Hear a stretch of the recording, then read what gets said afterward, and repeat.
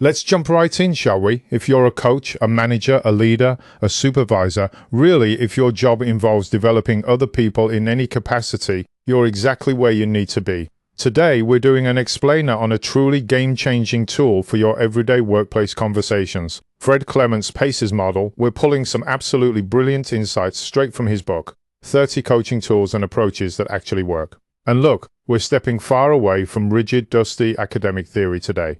We are focusing entirely on a practical, everyday toolkit, something designed for real conversations with real people to drive actual, tangible change. So here's our roadmap for today. We're going to start by looking at the problem with always giving the answers, introduce the PACES model itself, and see how to use it in practice. After that, we'll cover a few common mistakes to avoid, look at PACES in action, and finish up with the ultimate goal, shifting to team ownership. All right, part one, the problem with giving answers. Let me ask you a really direct question right off the bat. Are you solving every single problem for your team? I want you to think about your typical Tuesday. When your staff come to you with questions or issues, or just under pressure, do you immediately feel this heavy responsibility to hand them the exact answer? It's such a common trap. You know, a lot of managers get promoted exactly because they are phenomenal problem solvers. But the tricky part, once you become the manager, solving every single problem yourself can actually become the problem. I mean, if every decision has to bottleneck through you, your team simply doesn't grow, and we call this the rescue reflex. When you constantly swoop in to fix things, yeah, it might feel helpful. Maybe even a little heroic in the moment, right? But this reflex creates massive dependency. If every single answer originates from the leader, team accountability just stays stubbornly low. You end up with a team suffering from stuck thinking, and frankly, you end up completely exhausted because you're carrying the cognitive load for the entire department.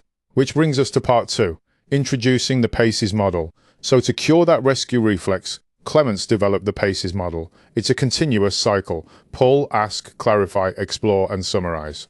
And he didn't design this as some rigid robotic step-by-step script. It's actually just a really simple, elegant structure for powerful conversations. It's a total mindset shift. It prepares the ground by constantly reminding us that good coaching isn't about pushing people toward our own predetermined answers. The real beauty of PACES is that it's a practical coaching approach that encourages true ownership. It literally forces you to let the other person do the heavy lifting and do the thinking. And why does this matter so much? Because it's simple enough to actually remember in the middle of a chaotic, stressful management conversation. Instead of hitting the panic button and jumping in with a quick fix, you just recall this simple acronym. It keeps the whole discussion developmental rather than just directive. All right, let's get into the nuts and bolts, part three, using PACES in practice. Let's walk through these 5 steps. First up is P for pull. Pull, do not push. You want to draw out what's important from them rather than pushing your own agenda. Second is A, ask open questions. This creates curiosity and sparks deeper thinking. Third is C, clarify key points. You've got to check your understanding and strip away any assumptions. Otherwise, you're trying to solve a blurred, confusing problem. Fourth is E, explore options and possibilities. And finally, S, for summarize the key takeaways and next steps.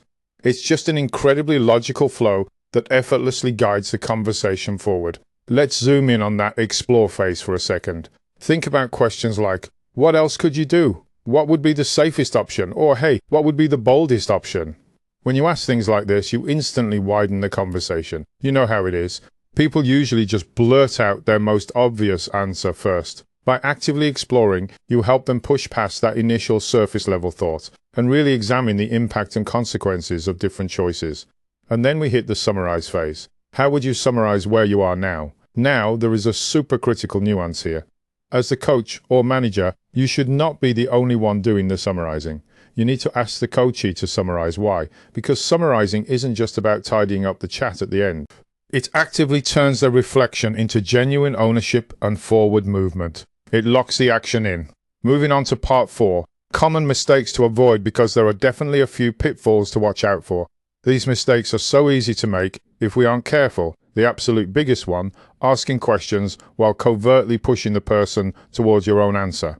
Honestly, that's not coaching, that's just manipulation. Other traps include asking open questions, but not actually listening to the response, or maybe clarifying too little, and jumping straight to options way too quickly. And as we just talked about, summarizing too much yourself completely robs them of ownership. Finally, whatever you do, don't use this mechanically like a script. It's meant to support organic, fluid thinking, not sound like you're reading from a manual.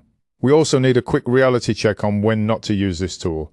Look, PACES is designed to support thinking, not to stubbornly withhold help. So do not use this model when a person reasonably lacks the basic knowledge and just needs technical training.